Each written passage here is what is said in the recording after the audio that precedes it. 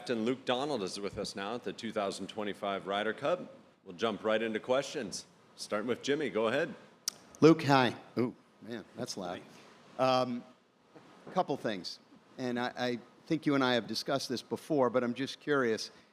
You had a comedian do some heckling, I think, with your players in January.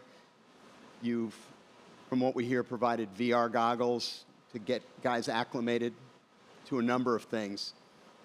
You may have addressed this before, and forgive me if I'm going over old ground. How big of a factor are not just the opposing fans, but New York fans? Well, I think, I think my job as captain is to prepare the guys, for every scenario. Obviously, there's a bunch of us in our team that have experienced away crowds. Maybe not New York, but we have experienced away crowds before, and we've certainly talked about it as a group. What you've learned, what you think you might have done well, what you think you might have changed. The crowd, the crowd factor is certainly one aspect that I've been looking at. But I've been trying to look at this from a very different angle, and that's just one element of the preparation that's going into kind of making sure that these guys are ready for, and to be prepared to be at their best, because that's what they're going to need this week. I saw that cheeky post you had at Halloween last year. Whose idea was that? Well, my wife comes up with all the different scenarios. Again, we did an Italian theme when we were in Rome, and we thought it would be appropriate to do a New York theme for this one. We want to embrace the places we go to. And I think that's the great thing about golf. We go to so many different places. I think we have a huge respect for New York, what it represents. It's great to have a Ryder Cup here, and that was just a fun way a little tip of the cap to New York. Thanks. In front here, Mike 2. Hi, Luke. Stephen from BBC in Northern Ireland. You can imagine what my question might be about. Rory McIlroy arrives here as Grand Slam champion, the most experienced player in your team. Can you give me your assessment of how important he is to Europe? And even though he's had an unbelievable 2025, how motivated he is to finish it on another high? Yeah, I think, Rory's talked about this many times. He loves what the Ryder Cup represents. You could see the emotion both ways. When he lost in Wisconsin, the tears that were flowing, how he felt like, as the player he is, he's a leader for the team, that, he needed to play better. And he, felt like he let himself down in the team. And, that's kind of the brotherhood we have in our team, and, he sees himself as a leader, but also just one of 12. We try and talk about that a lot. We all have an opportunity to contribute to the team. To have someone of his caliber, though, and to what he's achieved in the game is tremendous. But for him, Ryder Cups are very, very important. He talked about how difficult it is to win an away Ryder Cup, and that, I think if he was able to be on this team, on a winning team, that would make this year even better than what he's already done. Thank you. Rex, go ahead. Along kind of dovetail with Jimmy's question, I saw some of your players signing some autographs, engaging with the fans this morning. Is there sort of a kindness offensive that you would talk to your players about, that you talked about embracing it, but being there for the crowd? We're the visitors, I think, again, we're trying to just be respectful to the crowd and, just do whatever we can to be at our best selves and play our best golf. And, I think I'm very lucky as a captain. This isn't a team I've had to really try and form, but I feel like we have a bunch of really solid guys with good values, and they're out there to be entertaining. They're out there to play great golf, and they understand how important the fans are. Go over here for a couple, starting with 13. Hi, Luke. Rory mentioned, I think a week or two ago, about these virtual reality headsets, which sounded incredible. It brought to mind that you might have somebody in your backroom team who's sitting there trying to work out kind of insults and abuse at your own team. Is that kind of how it works? It's I get the idea. Again, when we came up with that idea, it was just one idea and a multitude of ideas to get these guys ready. When you at the beginning of a qualification, you expect there to be a bunch of rookies that have not played a Ryder Cup before. So again, this was really aimed at some of those, maybe some that have never played in a away Ryder Cup. But we actually, in the end, have a team that, one, has quite a lot of experience being together, and has played, quite a few away Ryder Cups as well. So, I think it was aimed at, again, just trying to get those rookies an experience and a feeling of what that first tee might feel like. Over here, 14. Hi, Luke. You're quite close with Michael Jordan, and I was wondering firstly if you could just touch upon your friendship, and secondly, the insight and influence he's had not only on your game, but also as you as a leader and this team in Rome and today. Well, I've known Michael for a long time. I got to play some golf with him even at the end of my college career, so back in the early 2000s, with being in Chicago. We had some mutual friends. He loved to play golf with good players, and I was lucky enough to be put into the group, and we, formed a friendship. We live very close to each other in Florida now, and remain good friends. I think Michael is someone I've been very fortunate enough to get access to and pick his brain occasionally about what things, what made him tick, what motivated him, how he was able to get the best out of himself.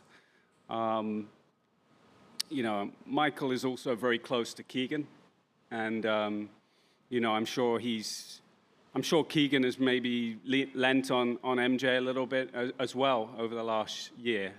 He's not going to specifically give me advice this time around, but certainly my friendship over the years, I've picked up many things, and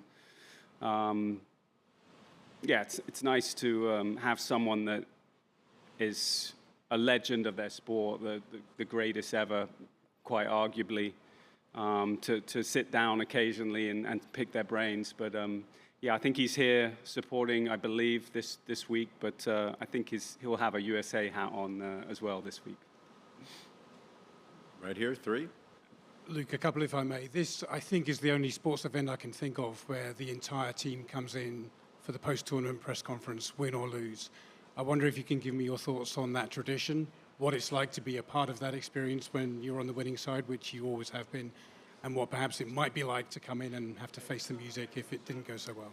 Yeah, I was a vice captain in Wisconsin and at Whistling Straits, so I was part of a losing one there. And I think that's one of the reasons why you want to win, is because losing feels so much worse. It really hurts. You prepare and you practice hard and you try and put together a plan, and it's disappointing when it doesn't work out. But golf is a little bit like that. It's hard to control the result. You can only control your preparation. So for me, on a personal standpoint, I'm very focused of what I've done the last 21 months. I feel like we're a team that's in a good spot, and hopefully things will work out. But if not, we'll take it with grace, and we'll try and learn from it, and we'll try and move on. As a follow-up, a lot of the American players have spoken very positively about President Donald Trump coming here this week. Others might see it as a distraction or an inconvenience for the organizers from a security perspective. Do you have a view on that? I think, anytime a sitting president wants to come to an event, it just shows how big the Ryder Cup is. You've got to see that as a mark of respect. President Trump is obviously a big supporter of golf, and he knows a lot of the players this week and has met them before. And I think you see it as a mark of respect that a sitting president wants to support an event when he has a very busy schedule. To find time for that shows something. Right here, 4. Hey, Luke.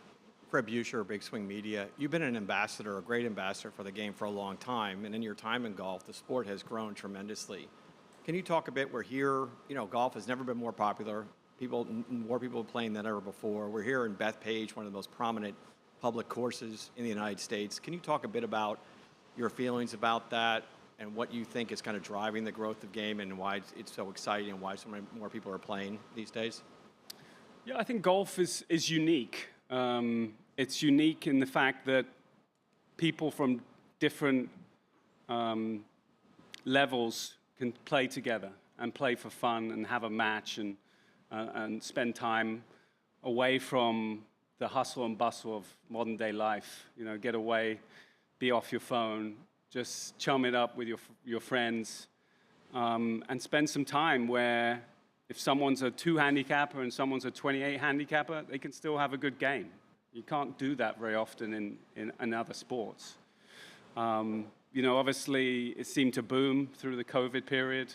It was a sport you could be outside and not too close to each other, and I think a lot of people fell in love with it because of that. It was a great distraction in a strange time for us. So, yeah, it's just nice to see the game booming.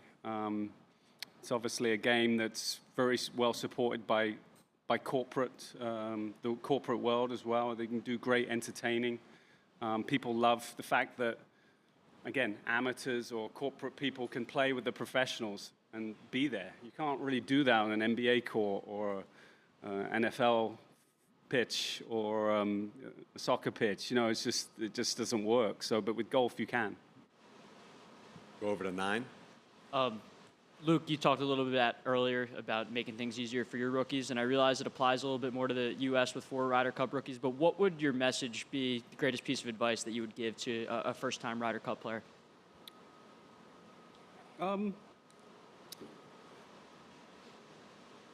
Well, you got to embrace the week as much as possible. You never know when it's going to be your last. Even for me, looking back at 2012 at Medina, I was 2 or 3 in the world at that point. You know, had the honor of going out #1 singles, and that was my last time ever playing as a Ryder Cup player. I never thought that was going to be the case. So the game is very fickle. So I think, again, sitting in 2004, I was sitting my first Ryder Cup. I was sitting in the opening ceremony next to Darren Clark, and he just gave me a little nudge into the side and goes, "Once you play one, you'll never want to miss another."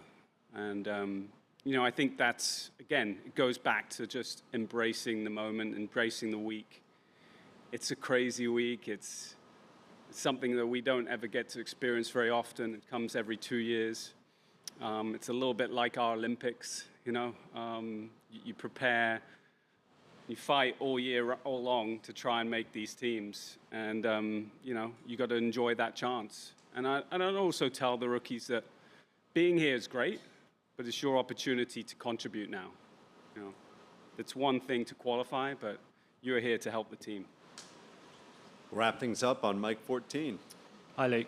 I just wanted to follow up quickly on Michael Jordan. I just wondered if you could give a bit of insight on what that was like for a young kid at college, sort of playing some rounds of golf, what memories you have of those early rounds, and also maybe if you could give some of the examples of the things you've picked up from him on maybe leadership or just his ritual, his work rate that you've been able to apply. Yeah.